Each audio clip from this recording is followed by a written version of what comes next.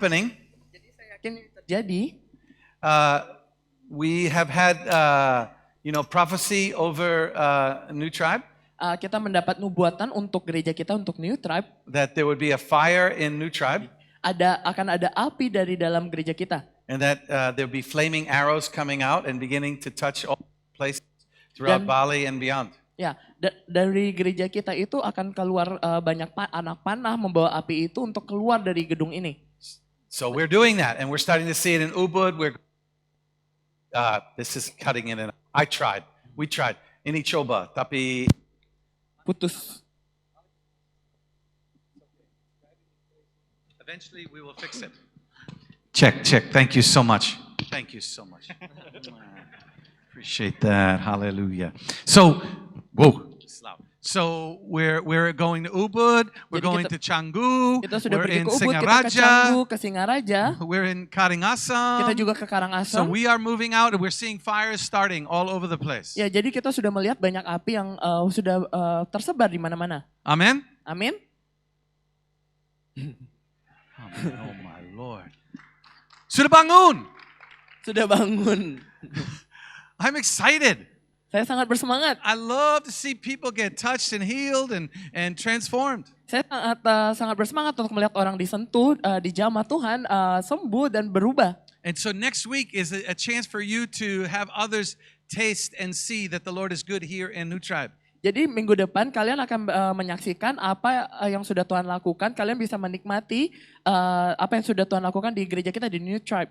All right, it's my prayer for the Indonesian gathering. Saya berdoa untuk kebaktian bahasa Indonesia. Is for me not to have to stop here when I'm speaking.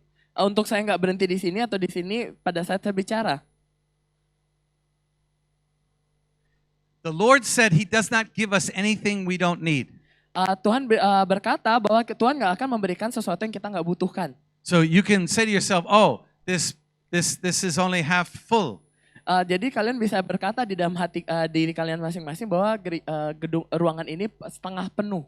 But God gave us those chairs Tapi Tuhan memberikan kita bangku yang lainnya. because He knows we need them. Karena kita tahu kalau kita membutuhkan mereka. And He wants to use you Dan Tuhan mau memakai Bapak Ibu sekalian to fill the seat next to you. untuk mengisi bangku di sebelah kalian I semua. don't even know if I'm ever going to get to my message today. Saya juga nggak tahu akankah saya menyelesaikan pesan saya hari ini. I want those that are sitting next to empty chairs, I want you to reach over and put your hand on that chair. Saya mau untuk Bapak Ibu yang duduk di sebelahnya kosong bisa menjangkau bangku di sebelahnya. And I Kiri want you to kanan. pray with me. Bisa didoakan bangkunya. Lord, fill this chair Tuhan, isilah bangku ini Tuhan with someone who needs you. dengan orang yang membutuhkan Engkau. Are you praying that? Apakah kalian mendoakannya? You pray it. Don't you pray. Kalian semua yang berdoa, bukan saya. Let's do it again. Ayo kita Lord, doain lagi, Tuhan. Lord, fill this chair Isi bangku ini Tuhan with someone who doesn't know you dengan orang yang nggak tahu siapa Engkau. and use me to do it.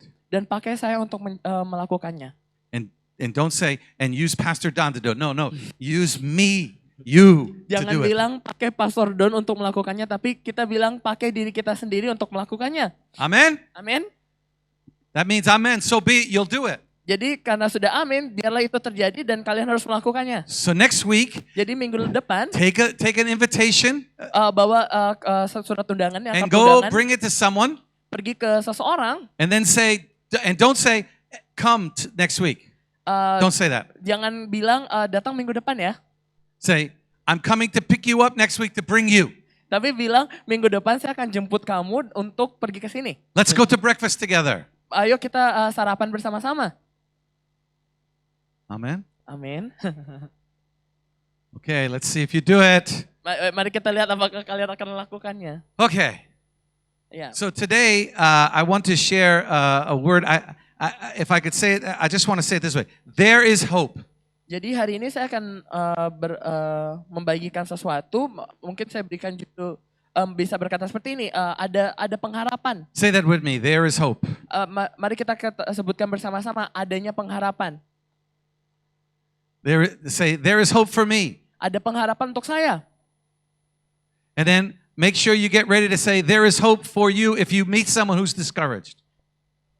If you meet someone who's discouraged, make sure you say, there is hope for you. Dan juga dipastikan kalau misalnya kita tahu ada orang yang kecewa, kita bisa bilang ke mereka masih ada pengharapan untuk Anda. But we have to be honest, there are times where we get discouraged. Tapi kita harus sadar bahwa banyak kejadian atau banyak waktu yang membuat kita itu nggak ada pengharapan sama sekali. There are times that we, like even I would say even Jesus sometimes was frustrated sometimes. Mungkin kita bisa bilang bahwa kadang bahkan Tuhan Yesus sendiri itu frustasi di dalam waktu-waktu tertentu. Here he is, he's spending all this time with his disciples. He's doing all kinds of stuff for them and showing them the kingdom of God.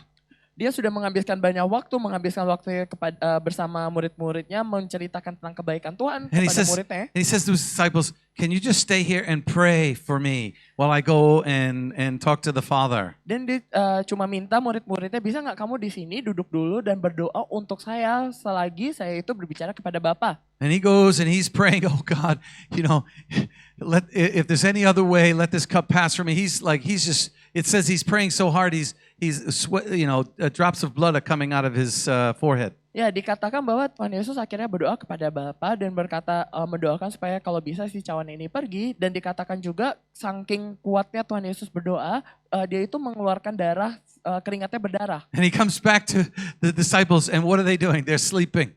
Dan pada saat dia menghampiri murid-muridnya, apa yang dilakukan murid-muridnya, mereka semuanya tertidur. And just so you know, Jesus is Italian and I can see Jesus going, what? You can't pray for 1 hour. Jadi kalau misalnya seandainya Tuhan Yesus itu adalah seorang Itali, dia bakal bilang kayak, apa yang kalian lakukan? Kalian nggak bisa doa cuma sejam doang.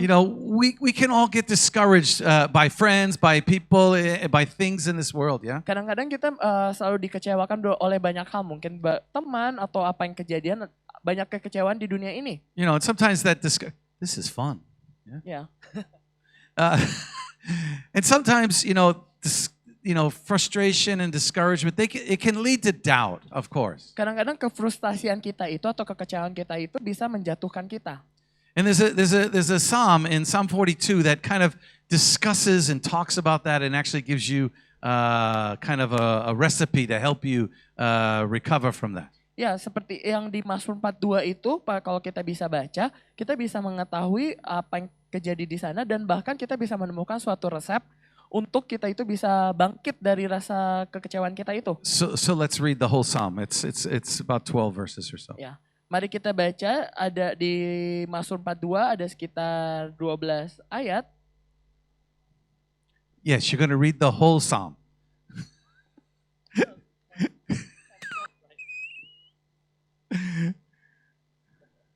Yeah. You ready? Ready. Okay, 1, 2, 3, baca. Baca. Mazmur Wait. Right here, look, right there. Oke. Mazmur 42 ayat 1 sampai 3, seperti rusa yang merindukan sungai yang berair, demikianlah jiwaku merindukan Engkau ya Allah. Jiwaku haus kepada Allah yang hidup. Bilakah aku boleh datang melihat Allah? Air mataku menjadi makananku siang dan malam. Karena sepanjang hari orang berkata kepadaku, di mana Allahmu? Next. Inilah yang hendak ku ingat sementara jiwaku gundah gulana. Bagaimana aku berjalan maju dalam kepadatan manusia. Mendahului mereka melangkah ke rumah Allah dengan suara sorak-sorai dan nyanyian syukur. Dalam keramaian orang-orang yang mengadakan perayaan. Mengapa engkau tertekan hai jiwaku dan gelisah di dalam diriku? Berharaplah kepada Allah. Sebab aku akan bersyukur lagi kepadanya. Penolongku dan Allahku. Jiwaku tertekan dalam diriku. Sebab itu aku teringat kepadamu dari tanah sungai Yordan dan penggunungan Hermon dari gunung Mizar. Samudra raya berpanggil-panggilan dengan deru air terjunmu. Segala gelora dan gelombangmu bergulung melingkupi aku. Tuhan memerintahkan kasih setianya pada siang hari dan pada malam hari aku menyanyikan nyanyian. Suatu doa kepada Allah kehidupanku.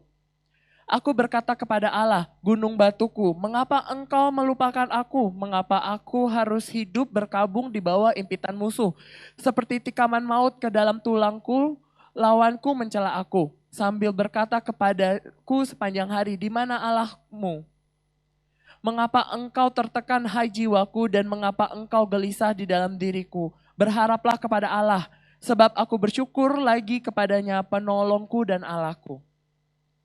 Now, I said there's hope for you, amen? Saya berkata ini Berharap berharap untuk kamu. ya sorry. Saya berkata ini berharap untuk kalian semua, Bapak Ibu sekalian. But we have to be honest. We've been through this psalm in our own lives. Ya, kalau kita boleh jujur, kita semua itu pernah mengalami apa yang dikatakan di Mazmur ini. Verse 1 says that we feel dry, empty, thirsty. Di ayat pertama dikatakan bahwa kita itu kering dan sangat haus. You know, in verse 3 it says that he's full of tears even on his bed. Di ayat 3 dikatakan bahwa banyaknya tangisan, bahkan di tempat tidurnya dia. Said he's downcast, which means he's like discouraged, he's low. Dalam tekanan yang sangat mereka direndahkan dan merasa sangat rendah. He's in turmoil. He's like his insides are just turning and he's struggling. Ada suatu istilah yang terjadi di dalam hatinya yang menyusahkan dia. Verse 9 says that he's feeling forgotten. Di ayat 9 dijelaskan bahwa dia itu merasa dilupakan. I think we've all felt that at times. Kadang-kadang kita juga merasakan hal yang sama, merasa We felt forgotten dilupakan. by our friends. We felt forgotten by our parents. We felt forgotten by God. Kadang-kadang kita merasa kita dilupakan oleh teman kita atau sahabat kita. Kadang-kadang kita juga merasa bahwa kita dilupakan oleh keluarga kita. Bahkan kita juga merasa kadang-kadang dilupakan oleh Tuhan kita sendiri. I think this feeling is one of the most familiar feelings when you're looking at Instagram and Facebook and those social media things.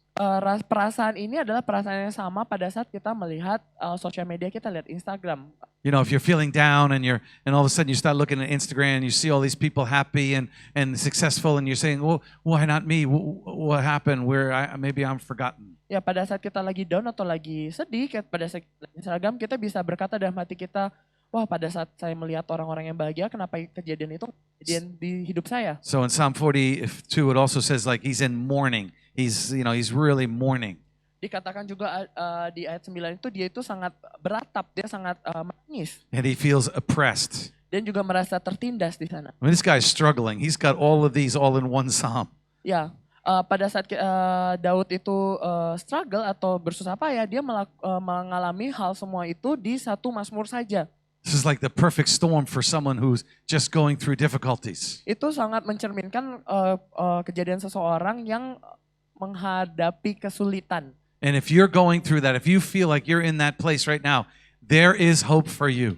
Jadi kalau seandainya ada di sini Bapak Ibu sekalian yang mengalami hal yang sama dengan Daud, kita tahu bahwa masih ada pengharapan untuk kita In semua. fact, this week, you know, I want to tell you that there is hope and there is so much hope. It's overwhelming. Minggu ini saya mau berkata bahwa masih ada pengharapan yang banyak, yang pengharapan yang berlebih-lebih. It's just maybe your eyes are not on it right now. Mungkin mata kita nggak bisa melihat hal tersebut sekarang. And then in this psalm, it also talks about like what causes him to lose hope.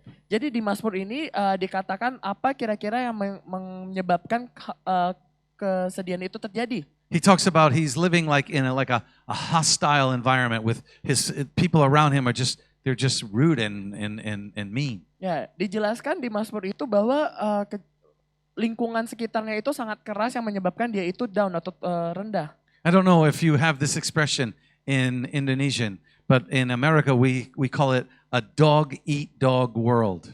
Jadi saya nggak tahu ada peribahasa atau istilah ini di dalam bahasa Indonesia, tapi kalau di Amerika itu disebutkan bahwa anjing memakan dunia anjing. You know, they're just always fighting with each other, and you have businesses that are always fighting against each other. Mereka saling bertengkar antar satu sama lainnya, antar bisnis saling bertengkar.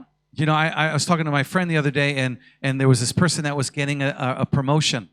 Saya kemarin ketemu sama teman saya berbicara sama dia dan dia mendapatkan suatu promosi di kerjaannya. And he gets this promotion, and all the people that are on the level like that didn't get the promotion, they're all like jealous and gossiping and trying to pull that person back down. Jadi orang itu berkata bahwa pada saat dia dapat promosi atau naik pangkat itu, orang yang di bawahnya itu semuanya itu pada mengeluh, berusaha menjelekkan dia dan menjatuhkan orang tersebut. This is the kind of world we live in, and so this is a hostile world, and that can bring discouragement to your life. Ini adalah dunia yang kita tinggali saat ini. Kadang-kadang hal tersebut yang bisa menjatuhkan kita, yang membuat kita kecewa. You know, my daughter Rachel the other day, you know, all of a sudden calls us up and says, ready to go and I come outside and I have a flat tire. Even those kind of things can just discourage you because you lose time and you're late and all that. Ya kayak kemarin anak saya Rachel juga tiba-tiba nelpon saya, dia bilang saya sudah siap mau pergi, tiba-tiba pas keluar saya melihat mobil saya itu bannya kempes. Kadang hal-hal seperti ini bisa membuat kita itu kecewa atau kesel. We live in a hostile world. Kita hidup di dunia yang sangat nggak beraturan. But I'm telling you, there is hope in the hostile world. Tapi saya mau perkatakan kepada kalian bahwa masih ada pengharapan di dunia yang nggak jelas ini, yang nggak beraturan The ini. second thing in this psalm we see that causes him to lose hope is and get discouraged is he experiences loss. Di Mazmur ini juga dijelaskan hal yang kedua adalah Daud itu mengalami kehilangan.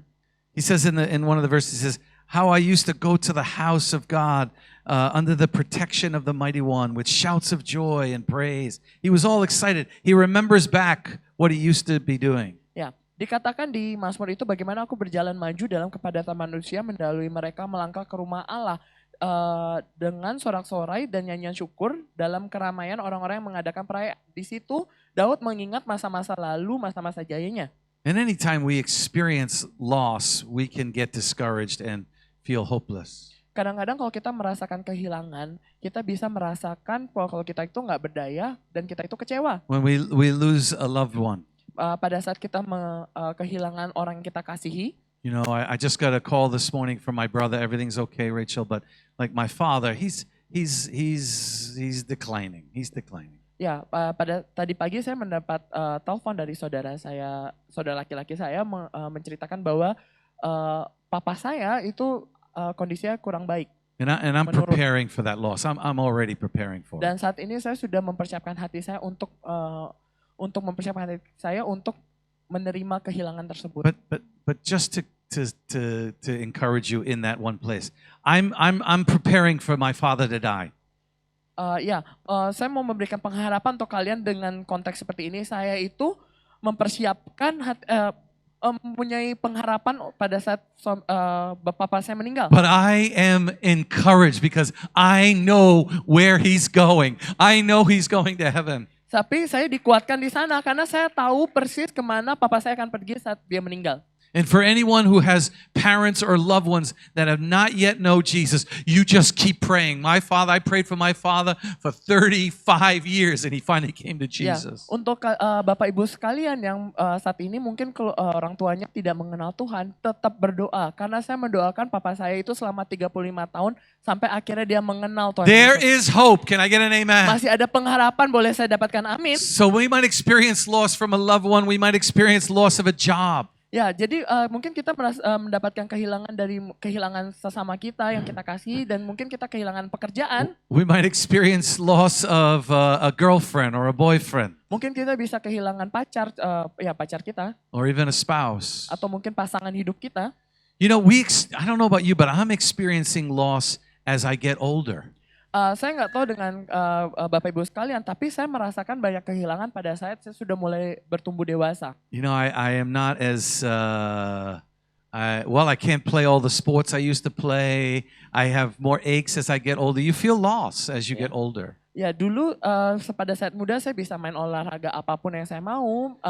Makin saya dewasa atau makin tua, saya banyak kalah, banyak hal yang saya nggak bisa lakukan. And there's one more thing before I move on. I want to share here is he's reminiscing. You know that word? He's reminiscing about days of old. Ya, tentang kehilangan ini ada satu hal yang saya mau jelaskan. Kehilangan itu mengingatkan kita akan kejadian apa yang terjadi di masa lalu. And this one, you gotta be so careful with. Jadi hal ini itu kita harus sangat hati-hati dengan hal ini. Some of you might feel like you're going through tough time right now, and so you say, "Oh, I wish it was like the way it used to be."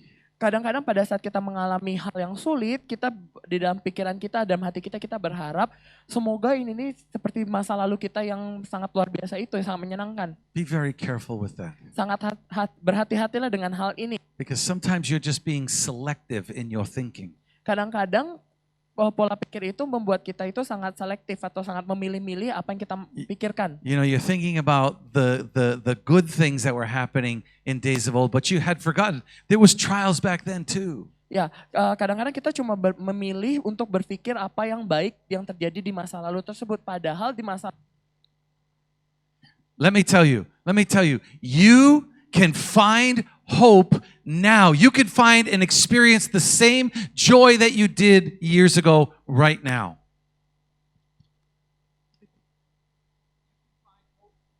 Oh, kalian bisa mendapatkan pengharapan sekarang. Oh.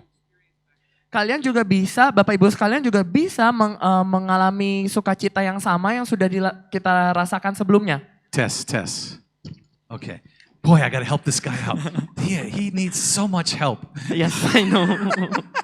And then finally, we can get discouraged when we feel like we can't find God. Ya, kadang-kadang kita juga merasa kecewa pada saat kita itu nggak bisa menemukan Tuhan. He says that in the psalm. He's like, I'm dry and thirsty. Where are you, God? Where are you, God? Di Mazmur itu dikatakan saya itu haus dan lapar. Di mana engkau? Di mana engkau Tuhan? But just because you can't feel God doesn't mean He's not there. Kadang-kadang bukan karena kita tidak bisa merasakan Tuhan, bukan berarti Tuhan itu nggak ada bersama kita. I shared this several months ago, the story about Jesus sleeping in the boat. Beberapa bulan yang lalu saya membagikan kisah Tuhan Yesus tertidur di kapal. You know, and they're rowing and they're struggling, and then they finally go to Jesus and wake him up. Don't you know we're going to drown? Ya, di kisah itu dikatakan bahwa murid-murid itu berusaha untuk berlayar dengan baik karena ada badai, dan dia membangunkan Tuhan Yesus. Apakah kamu nggak sadar kalau kita itu akan mati? If you're in a time of struggle, a time of trial, like the disciples in that boat, know that Jesus is closer than you think. Ya, kalau kita menghadapi masalah, kita seperti yang murid-murid Tuhan Yesus rasakan pada saat itu, sadarlah bahwa Tuhan Yesus itu lebih dekat dari apa yang kita pikirkan. He's in that same boat. He's in the situation with you. Tuhan Yesus tuh ada di kapal yang sama. Tuhan Yesus tuh ada di situasi yang sama dengan Bapak Ibu sekalian. And just because you think he's, you know, he might be, just because he's sleeping doesn't mean he doesn't care. Ya, bukan berarti karena Tuhan Yesus itu tertidur, bukan berarti Tuhan Yesus itu nggak peduli kepada kita. So these things we go through, we experience loss, we feel like God's not there, we struggle with like the environment that we're in. Ya, kita mengalami hal semua itu, kita mengalami Tuhan nggak ada, kita merasakan Tuhan nggak ada bersama kita susah mencari Tuhan, banyak masalah di lingkungan kita. If anyone understands, jika ada semuanya mengerti, Jesus understands. Tuhan pasti mengerti. He lived in a very hostile environment. Tuhan juga hidup di lingkungan yang sangat nggak beraturan. He was hanging on the cross and people were saying, "Where is your God now?" Dan Tuhan Yesus juga mengalami mati di kayu salib, dan orang-orang mengatakan, mana Tuhanmu? If anyone suffered loss, jika ada seseorang, Jesus suffered loss. Jika ada orang-orang di sini yang mengalami kehilangan, Tuhan Yesus juga mengalami kehilangan. Not even I'm not even talking about his death. Saya bahkan nggak cuma menceritakan tentang kematiannya dia sendiri. If anybody could have said, "Oh, I miss the days of old," Jesus could have said, "Oh, I miss the days when I was in heaven with my Father." Kalau misalnya kita bisa mengatakan bahwa saya rindu dengan kejadian-kejadian masa lalu, Tuhan Yesus juga bisa mengatakan saya rindu saya di surga bersama Bapa. So he understands. And of course, my God, why hast thou forsaken me? He was saying those things. He knows your discouragement. He understands it. Ya, Tuhan Yesus itu mengerti. Mungkin kita mengatakan ini kepada Tuhan, Allah saya, Allahku, di mana engkau? Tapi Tuhan Yesus mengerti persis apa yang kita rasakan. But in this psalm, there are three things that this psalmist does to help him through these times of discouragement. Di Mazmur ini ada 3 hal yang membantu Daud untuk keluar dari rasa kecewanya tersebut. To restore hope in a time when he's feeling hopeless. Untuk mengembalikan pengharapan yang sudah hilang tersebut.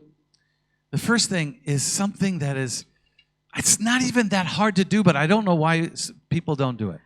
Hal yang pertama yang dilakukan, ini adalah hal yang sangat sederhana sebenarnya, tapi banyak orang yang nggak bisa melakukan hal ini.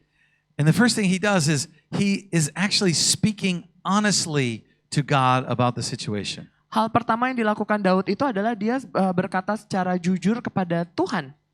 Can you be honest? Has anybody here yelled at God? Raise your hand if you've ever yelled at God. Bolehkah saya bertanya ini dan jawab dengan jujur, yang mau jujur? Siapa yang pernah berteriak-teriak kepada Tuhan? Nggak harus malu. Nggak usah Jujur. malu, harus Raise your jujur. hand if you've yelled at God. Siapa yang pernah maki-maki Tuhan, marah-marah sama Tuhan? As if like that's a bad thing.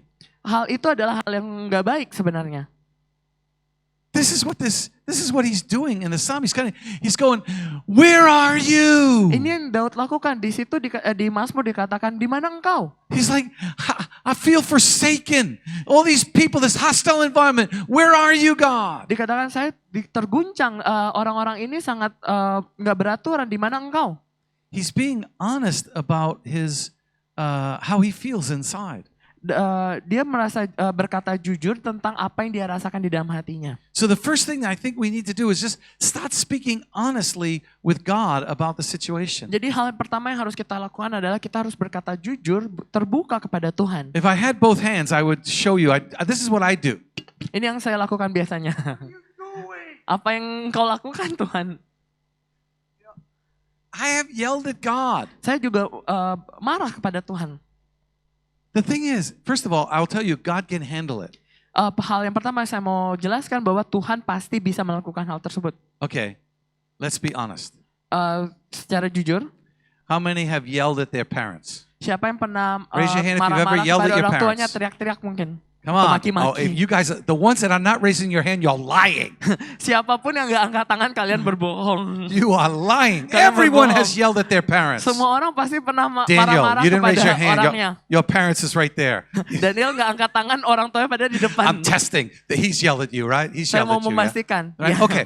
Now, let's be honest. When Daniel has yelled at you, it hasn't always been the nicest way, yeah?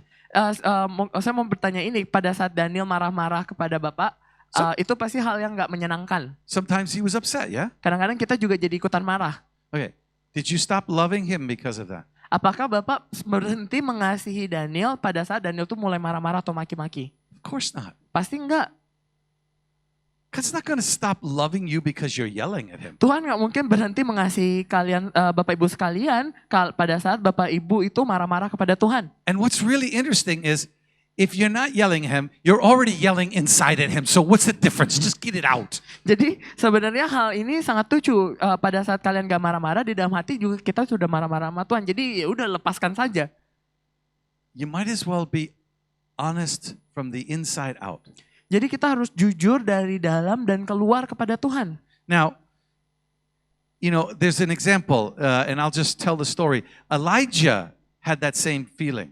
Ini sebagai contoh aja, Elisa juga merasakan hal yang sama. I mean, if anyone served God, it was Elijah.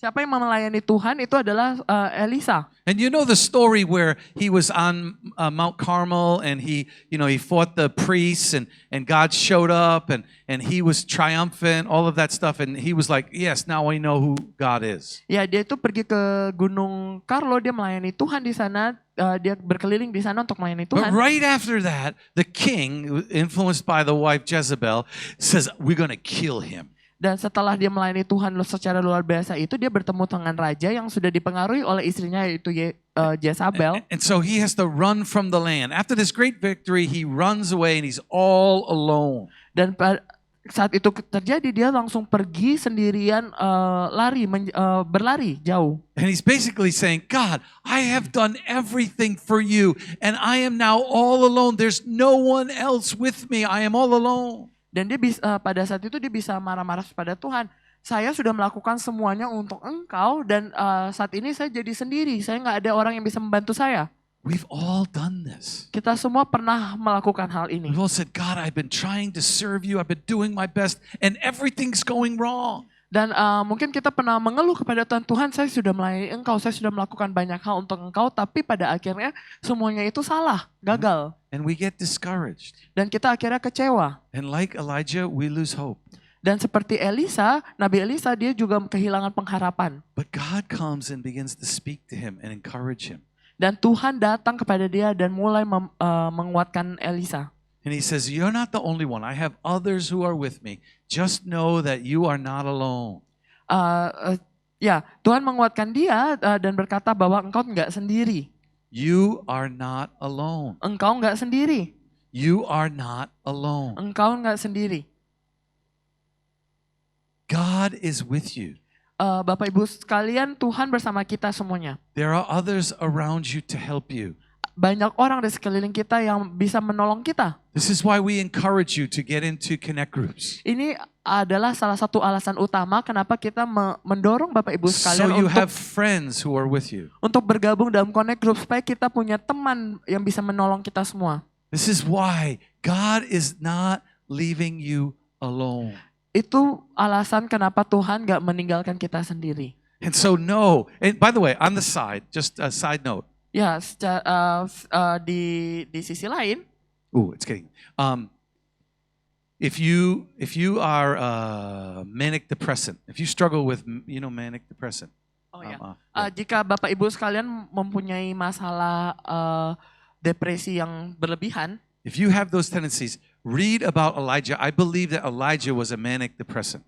ya Bapak Ibu bisa membaca cerita tentang Elia,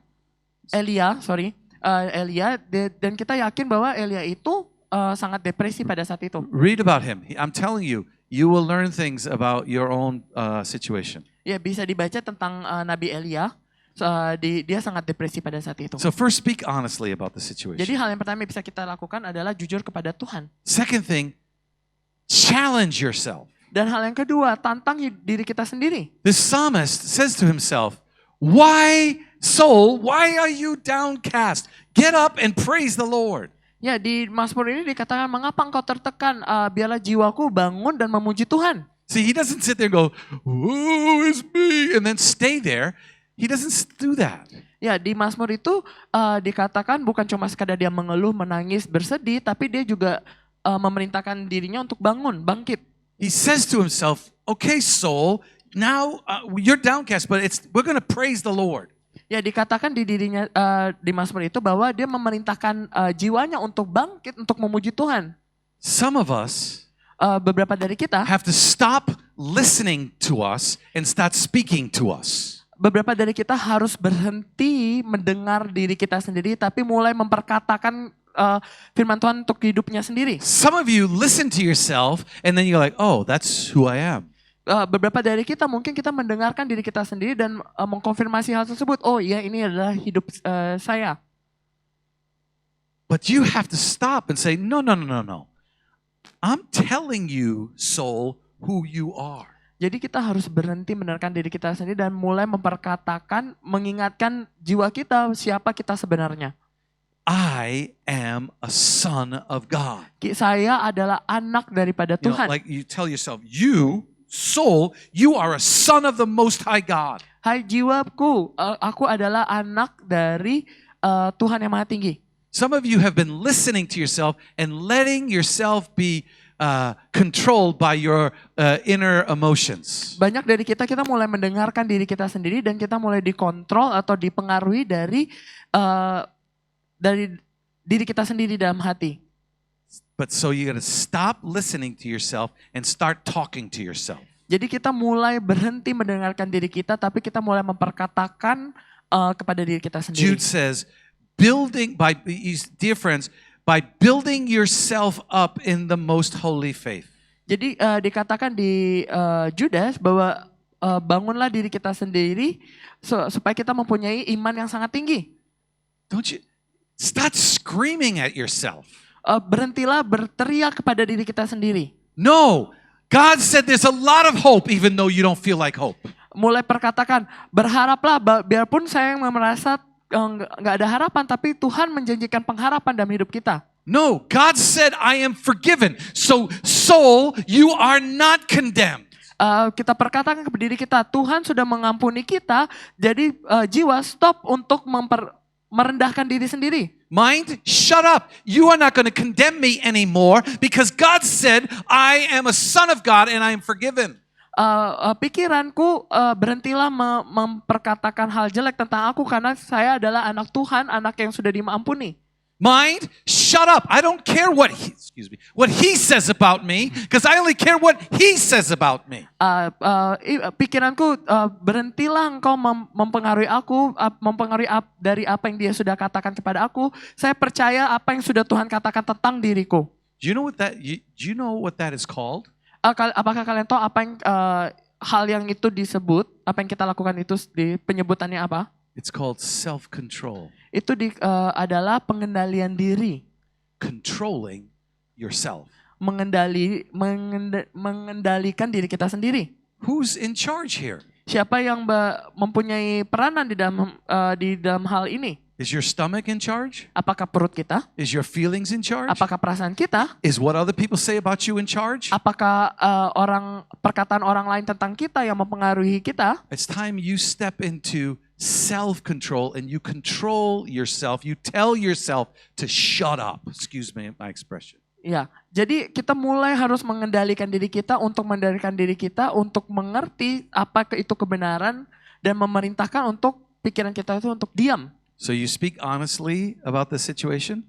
Jadi kita harus berkata jujur tentang hal apa yang kita alami. You challenge yourself. Kita menantang diri kita sendiri. You start speaking to yourself. Dan kita mulai memperkatakan kepada hidup kita sendiri. And then finally you work from what you know, not from what you don't know. Jadi dan akhirnya kita itu melakukan sesuatu dari hal yang kita tahu, bukan dari hal yang kita nggak tahu. So many of us live in the I don't know world.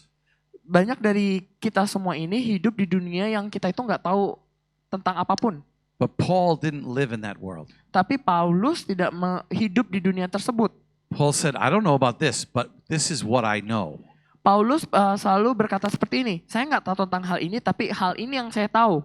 See, when you stand on what you don't know, it's always shifting and shaking. Ya, kalau misalnya kita fokus kepada dengan hal apa yang kita nggak tahu, kita tuh selalu tergoyangkan, kita bingung. But when you stand on what you know, it is the solid rock. Amen? Ya, kalau kita berdiri di hal yang kita tahui atau kita pahami, kita akan berdiri tegap di batu yang teguh. Like this is what he's doing in the Psalm. He keeps reminding himself who God is. Di Mazmur itu Daud selalu melakukan hal, dia mengingatkan kembali dirinya siapa Tuhan itu You sebenarnya. have to keep reminding yourself who God is. Kita harus mengingatkan diri kita sendiri siapa Tuhan itu sebenarnya. Verse 2 he says, you are the living God. Di ayat kedua dikatakan dia Tuhan yang hidup. Verse 5, you are my Savior. Di ayat yang kelima dikatakan juru selamatku dan Tuhanku. Verse 8, Lord, you direct your love. Di ayat ke-8 dikatakan Tuhan yang mengarahkan kasih-Nya. Verse 9, you are the rock. Di ayat 9 dikatakan dia gunung batuku. Psalm 47 says, Lord, you are most high, you are awesome. Di ayat 41 dikatakan engkau sangat luar biasa, sangat tinggi. Psalm 46 says, you are the ever-present help in time of need. Di pasal ke-40 di Mazmur 46 dikatakan engkau adalah pertolonganku yang selalu datang saat Psalm aku butuhkan. 24, you are strong and mighty. Di Mazmur 24 engkau sangat kuat dan sangat luar biasa. Psalm 60, you are victorious. Di Mazmur 60 engkau adalah Allah yang membawa Psalm kemenangan. 119, you are near. Di Mazmur 119 engkau sangat dekat. Jeremiah 31:3, you are everlasting love, you have unfailing kindness. Di Yeremia 31 engkau adalah kasih yang gak pernah berhenti, kasih yang gak pernah gagal. You got to start telling yourself these things. Kalian mulai memperkatakan hal ini untuk You hidup are the kita. living God. Engkau adalah Allah Say yang it with hidup. me. You are the living Ayo God. dikatakan bersama Allah, engkau You are Allah my yang hidup. Savior. Engkau penyelamatku. You are my rock. Engkau adalah gunung You are batuku. awesome. Engkau sangat luar biasa. You are ever present. Engkau hadiratmu selalu You are nyata. victorious. Engkau membawa You are kemenangan. mighty. Engkau sangat luar biasa. You are victorious. Engkau adalah membawa You are kemenangan. near. Engkau sangat dekat. You are everlasting. You have everlasting love. Kasihmu gak bakal berhenti. You have everlasting kindness. Kebaikanmu sangat kekal. This is who your God is. Ini adalah Tuhan kita semua. This is the God who sleeps in the boat while the stuff is going on. He is with you. Ini adalah Allah yang tidur pada saat ada kejadian yang gak menyenangkan, tapi dia selalu bersama kita. I don't know about you, but when I get done declaring who God is, there is so much room for hope. Saya nggak tahu apa yang dengan Bapak Ibu sekalian, saya nggak tahu yang Bapak Ibu rasakan, tapi menurut saya pada saat saya mulai mendeklarasikan tentang siapa Tuhan sebenarnya, saya mendapatkan pengharapan yang luar biasa. Am I going a little too fast for you? Mungkin saya terlalu cepat untuk Bapak Ibu sekalian. I feel like when I get done declaring and knowing who God is, I feel like I can run through a troop and leap over a wall. Ya, pada saat saya mulai mendeklarasikan siapa Tuhan itu sebenarnya di dalam hidup saya merasa saya mampu untuk melangkah lebih maju. when I get done talking about who God is, talking to myself about who God is, Pada saat saya mulai memperkatakan siapa Tuhan sebenarnya kepada diri saya sendiri, this hostile world can't touch me. dunia yang nggak jelas ini nggak bisa menyentuh saya. When I get done talking about who God is, it doesn't matter whether I lost my job or I lost something, because I know my God is with me.